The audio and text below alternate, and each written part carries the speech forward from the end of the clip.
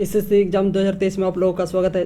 हमें माफ़ करिएगा कि आप लोगों के वीडियो हम कंटिन्यू नहीं रख पाए, लेकिन आज से हम आपसे आप लोगों से वादा नहीं, मैंने कि पूरा हम प्रयास करेंगे कि ये वीडियो को कंटिन्यू जारी रखा जाए, क्योंकि एसएससी का एग्ज़ाम हो चाहे किसी अन्य एग्ज़ाम हो, हर टाइम एग्ज़ाम होते ही रहता है।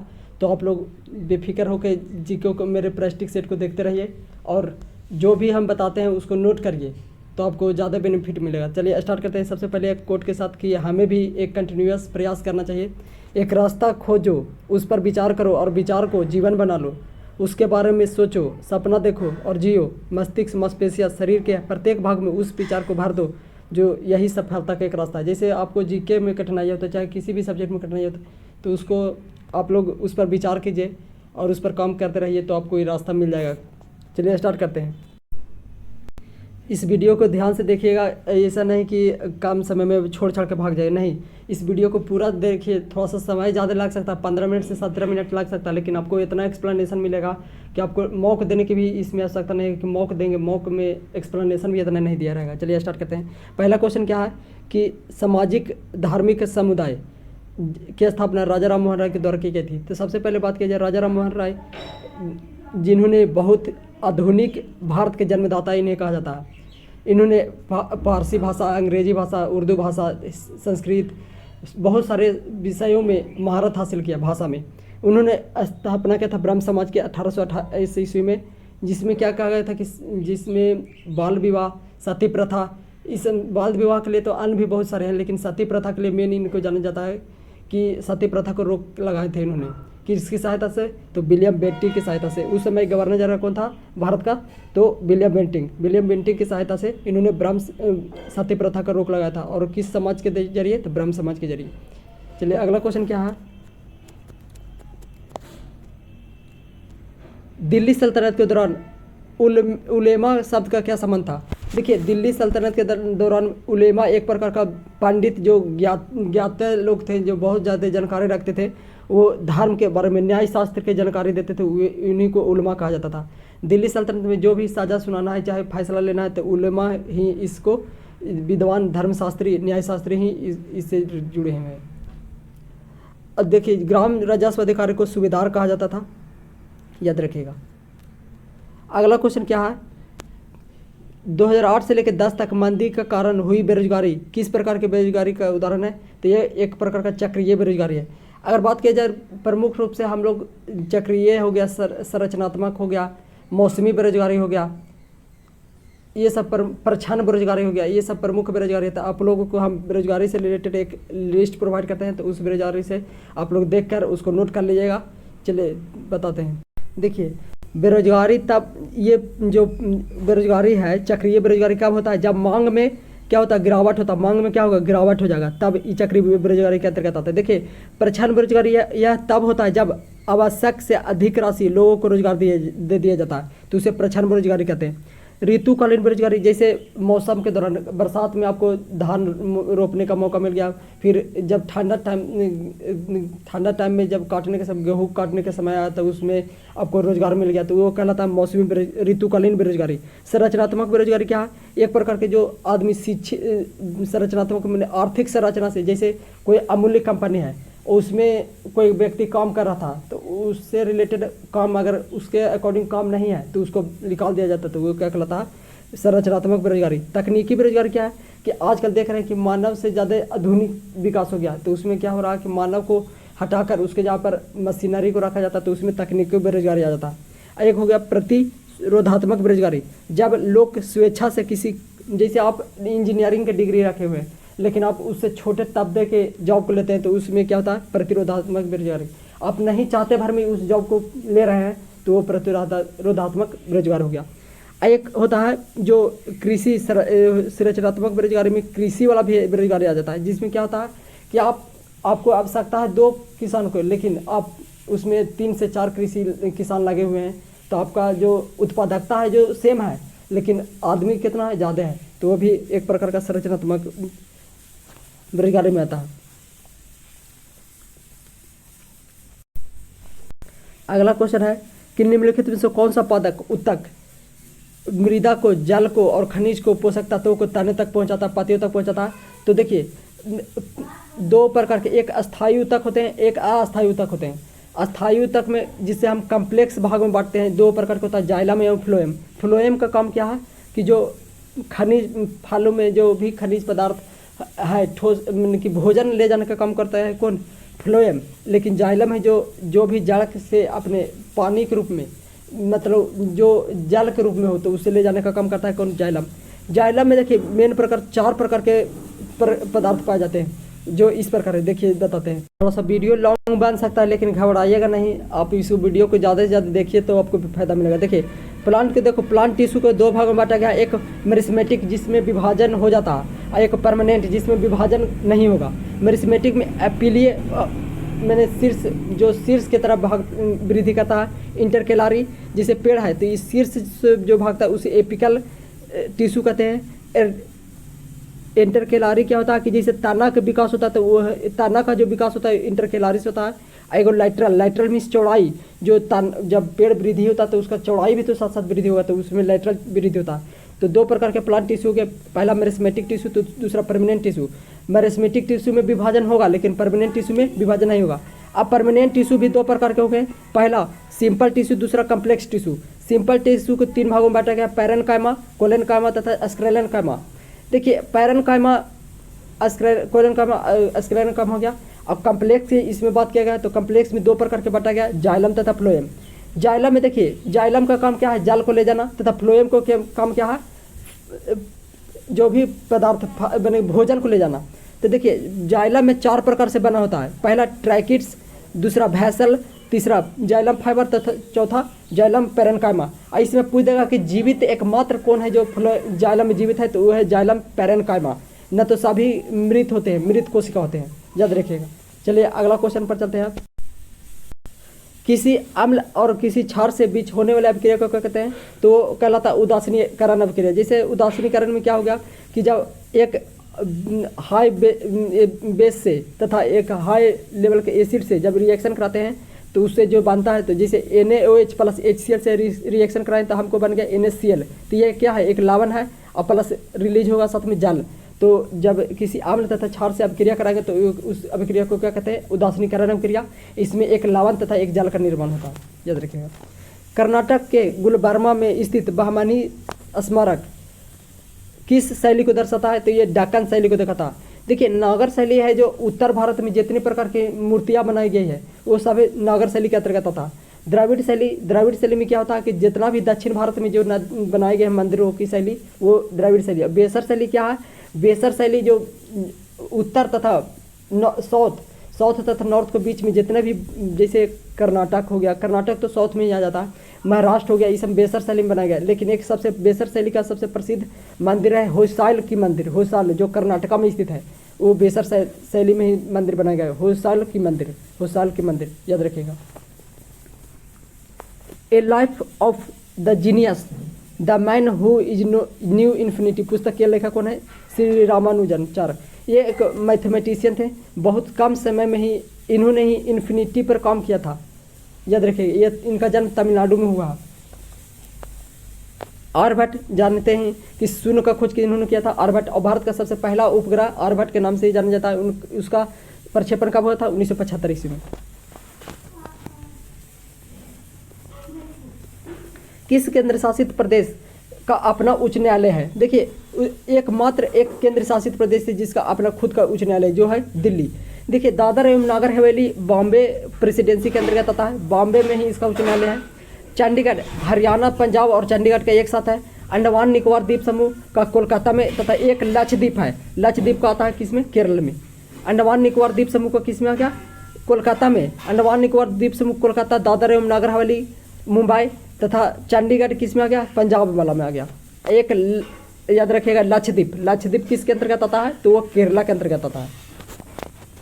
अगला है दुनिया के सबसे प्राचीन टेनिस टूर्नामेंट क्या है? देखिए 4 प्रकार के टूर्नामेंट होते हैं जो टेनिस के बहुत ज़्यादा फेमस है।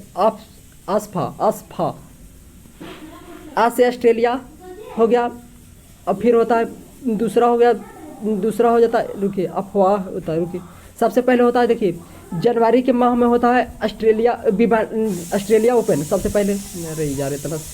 सबसे पहले बात किया जाए टेनिस ग्रैंड स्लैम 4 टोटल होते हैं, उसमें पहला प्रतियोगिता होता है जो होता है विंबलडन होता है 1877 में। उसके बाद यूएस ओपन की स्थापना हुई थी 1881 में, फिर फ्रेंच ओपन की स्थापना हुई थी 1891 में, और सबसे लेटेस्ट पूछेगा कि कौन सा टेनिस प्रतियोगिता है तो वो है ऑस्ट्रेलिया ओपन, उसकी स्थापना 1905 ईस्वी में हुआ था। अगर बात किया जाए कि क्रम कैसे किस पूछ देगा कि सबसे पहले कौन होता है, विंबलडन होता है कि ऑस्ट्रेलियन होता है, तो देखिए सबसे पहले जो टूर्नामेंट होता है वो जनवरी माह में ऑस्ट्रेलिया ओपन होता है, और इसका 2023 के विजेता कौन है, नोवाक जोकोविच, और वुमेन में कौन है, आरियाना सर्वलेंका। देखिए उसके बाद ऑस्ट्रेलिया के बाद कौन होता है, फ्रेंच के टूर्नामेंट कब होता है तो मई से जून महीना में होता है, इसका 2023 के विजेता कौन है, नोवाक जोकोविच, तथा 23 में वुमेन विजेता कौन है, इगा स्विटेक कहाँ से बिलोंग करते हैं, पोलैंड से, तथा नोवाक जोकोविच कहाँ से रिलेटेड है तो सर्बिया से। याद रखिएगा, कभी कभी पूछता है आपको कि किस देश से बिलोंग करते हैं। तीसरा प्रतियोगिता होता है वह विंबलडन जिसकी स्थापना सबसे पहले हुई थी 1877 ईस्वी में, लेकिन प्रतियोगिता के महीने में कब होता है, तीसरा बार में होता है, जून से जुलाई महीना में होता है। इसका भी विजेता 2023 में नोवाक जोकोविच ही हैं, और महिला में इगा स्विटेक, और 22 में अगर विजेता की बात किया जाए तो नोवाक जोकोविच ही थे, और वुमेन में एरेना सेबरेलेंका कजाकिस्तान से थी, एरेना रेबिकिना कजाकिस्तान की जीतने वाली पहली महिला थी ये। फिर चौथा जो लास्ट ओपन होता है कौन होता है, यूएस ओपन, जो हार्ड कोर्ट पर होता है, याद रखिएगा हार्ड कोर्ट पर, और विंबलडन ग्रास लाइन पर होता है। इसकी प्रतियोगिता के कब होता है, अगस्त से सितंबर माह में होता है। और बात किया जाए कि 2022 के मेन सिंगल के विजेता कौन थे तो थे अलकराज सबसे कम उम्र में नंबर 1 टेनिस प्रतियोगिता में नंबर 1 रैंक हासिल किया थे इन्होंने। ये इनका किस देश से जुड़े हैं तो स्पेन से। वुमेन सिंगल किसने जीता था, इगा स्विटेक पोलैंड से। एक टेनिस के और एक फेमस खिलाड़ी है एशले बार्टी, जिनका संबंध ऑस्ट्रेलिया से है, याद रखिएगा, लेकिन उन्होंने 25 वर्ष की आयु में ही संन्यास ले लिया था। देखिए वीडियो थोड़ा सा लॉन्ग हो सकता है, लेकिन इस वीडियो के जो कंटेंट दे रहे हैं उसका वैल्यू है, न कि थोड़ा सा टाइम देने का, याद रखिएगा। चलिए अगला क्वेश्चन पर चलते हैं। तो इसका जो करेक्ट आंसर क्या हो गया कि दुनिया के सबसे पुराना टेनिस टूर्नामेंट कौन हो गया तो विंबलडन हो गया, याद रखिएगा। और दूसरा पर हो गया फ्रेंच, तीसरा पर हो गया यूएस ओपन, चौथा पर ऑस्ट्रेलिया ओपन। याद देखिए, वीडियो को जरूर पूरा देखिए, इससे हमको लगा कि हाँ हम हमारे चैनल को प्रशंसा कर रहे हैं, क्योंकि कंटेंट हम आपको दे रहे हैं। कंटेंट के साथ कोई कंप्रोमाइज नहीं, थोड़ा सा समय लग सकता है लेकिन कंटेंट के साथ कोई कंप्रोमाइज नहीं। रुक्मिणी देवी अरुणडेल किससे संबंधित है तो भरतनाट्यम से संबंधित है। देखिए अगला क्वेश्चन क्या है कि निम्नलिखित में से कौन सा एक मौलिक अधिकार है। देखिए मौलिक अधिकार हमारे भारतीय अनुच्छेद 12 से लेकर 35 तक बताया गया है, भारतीय संविधान 12 से लेकर 35 तक, उसमें 19 से लेकर 22 तक एक स्वतंत्रता का अधिकार के बारे में बात किया गया। और देखिए मताधिकार एक प्रकार का कानूनी अधिकार है, आप इसमें वोट कर सकते हैं और नहीं भी कर सकते, लेकिन वोट करना आपको ज़रूरी है, आपका हक है कि आप वोट से आप समाज की भलाई कर सकते हैं। निम्नलिखित कौन सा एक कटाई त्यौहार है। देखिए कटाई त्यौहार में भोगली बिहू एक प्रकार का फसल त्यौहार भी है और नृत्य भी है, याद रखिएगा। जब वर्ष 1947 में देश आज़ाद हुआ था तो उस समय भारत की साक्षरता दर कितना था तो मात्र 12% था। अभी प्रेजेंट में बात किया जाए तो साक्षरता दर कितना है तो 74.44% है। National institute of Indian classical dance द्वारा 2021 में अभिनंदन सरोजा राष्ट्रीय पुरस्कार किससे सम्मानित किया गया तो अर्पणा सीतारमन को। ये करेंट से पूछा गया था 2021 का, क्योंकि अभी तक और दूसरा कोई अवार्ड नहीं मिला है इसलिए फेमस है। पंडित बिरजू महाराज किससे संबंधित है, कथक से। शंकर देव किससे संबंधित है, सत्रिया डांस से। और सरोजा खान है एक कोरियोग्राफर, फिल्म से जुड़े हुए हैं। अगला क्वेश्चन है उस्ताद सफात अहमद खान किससे जुड़े हुए हैं तो तबला से। हम आपको लिस्ट प्रोवाइड करते हैं, आप उस लिस्ट को पढ़ लीजिएगा एक बार, आपको उस लिस्ट से ही आपको देखने को मिलेगा। चलिए दिखाते हैं आपको लिस्ट। कुछ फेमस जैसे वाद्य यंत्र से सूची है, देखिए उस्ताद बिस्मिल्लाह खां शहनाई से, हरिप्रसाद चौरा से बांसुरी से, पंडित रविशंकर सितार से, जाकिर हुसैन तबला से, पंडित शिव कुमार शर्मा संतूर से, उस्ताद असद अली खां बीना से, अमजद अली खान सरोद से, TH विनायकम घाटम से, रामानंद राघवन मृदंगम से, पंडित राम नारायण सारंगी से। हाल ही में पूछा गया MTS में ही कि पंडित राम नारायण का संबंध किसे है तो सारंगी से। शाकुर खान सारंगी से, अली अकबर खान सरोद से। उसी प्रकार से ब्रजभूषण काबरा गिटार से, विश्व मोहन भट्ट NTPC में CBT 2 में पूछा गया किससे संबंधित है बीना से। तोताराम शर्मा तबला से, अल्लाह रखा खां तबला से, याद रखिएगा। चलिए अगला क्वेश्चन बताते हैं। उस्ताद सफात अहमद खान किससे संबंधित है तबला से। नेक्स्ट क्वेश्चन क्या है, हर्षवर्धन के दरबारी कवि कौन थे तो वो बाण भट्ट थे। हर्ष दरबारी दिन इनका 2 पुस्तक बहुत फेमस है। एक है एक फेमस बुक है इनका हर्षचरित्र। हर्षचरित्र पुस्तक के लेखक कौन है? बाण भट्ट। और एक है कादम्बरी, याद रखिएगा। इनके दरबार में रहते थे, तो हर्षवर्धन के दरबार में रहते थे। अगला क्वेश्चन क्या है? जो बल पृथ्वी के आंतरिक भागों में घटित होता है उसे क्या कहते हैं? अंतर्जानिक बल कहते हैं। घर्षण बल क्या होता है कि इसमें 2 वस्तु का संपर्क कराना जरूरी है। जैसे आप चलते हैं तो आप चलिएगा, किस बल के कारण आप चल पा रहे हैं? तो वो घर्षण बल के ही कारण चल पा रहे हैं। सर्वप्रथम कॉर्क की खोज किसने की थी? तो कॉर्क का खोज कॉर्क क्या है? एक पेड़ का मृत कोशिका है, जिन्होंने 1665 ईस्वी में रॉबर्ट हुक के द्वारा खोज किया गया था। अगर बात किया जाए कि एडवर्ड जेनर ने क्या काम किया था, तो इन्होंने चेचा का टीका सबसे पहला, अगर बात किया जाए कि टीका का खोज किसने किया था, तो एडवर्ड जेनर ने ही किया था चेचा का टीका का खोज। और बात किया जाए अगला क्या है कि एंटोनी वॉन लीवनहॉक इन्हें क्या जाता है? इन्हें जीवित कोशिका का खोज किसने किया था? जीवित वायरस का विषाणु का खोज किया था कि इन्होंने, तो लीवनहॉक ने ही किया था। अगला क्वेश्चन है चुनाव कानून संशोधन 2021 भारत। देखिए ये फेमस आपको क्वेश्चन है, ये आपको करंट से रिलेटेड करके दिया गया है। लेकिन बात किया जाए चुनाव आयोग को भाग 15 में बताया गया है, आर्टिकल नंबर 224 में, आर्टिकल नंबर 324 में बताया गया है आपको चुनाव आयोग के बारे में। देखिए एक चुनाव आयोग में 3 सदस्यीय दल होता है। पहला, एक चुनाव के अध्यक्ष होते हैं, 2 अन्य सदस्य होते हैं। चुनाव आयोग के अभी अध्यक्ष कौन है?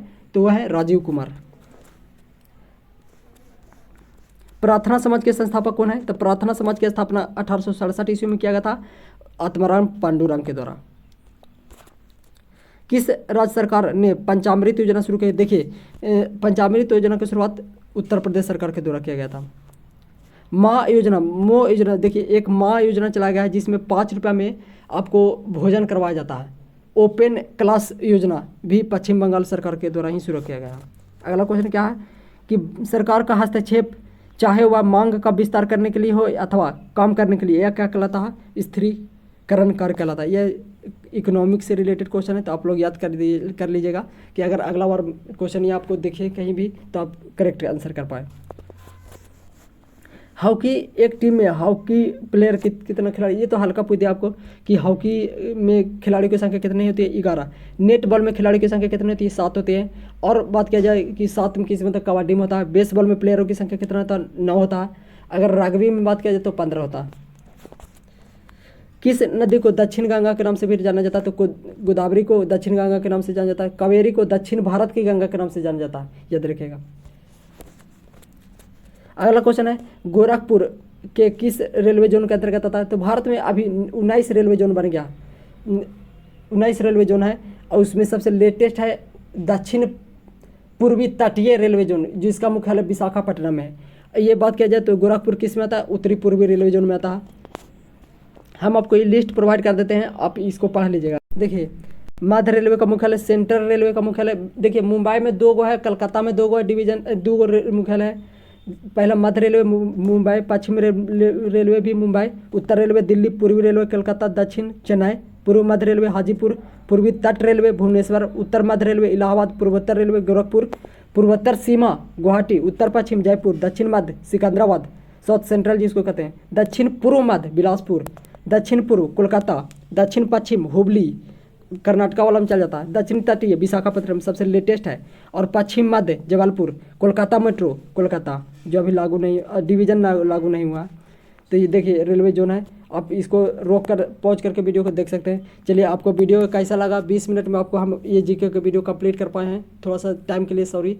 लेकिन इस वीडियो में जितना कंटेंट दिया गया है वो बहुत ही अधिक है। तो इसको वीडियो को लाइक कीजिए, चैनल को सब्सक्राइब करिए, और ज़्यादा से ज़्यादा अपने दोस्त संगत के साथ जो भी railway competition, Bihar police, other जितने भी कंपटीशन की तैयारी करते हैं, वो चाहे वो टीचर वाला बहाली बिहार निकला है बीपीएससी के तहत, उसमें भी आप इसका मदद ले सकते हैं। चलिए धन्यवाद। जो भी लास्ट तक देखें उसके लिए तहे दिल से धन्यवाद कहते हैं।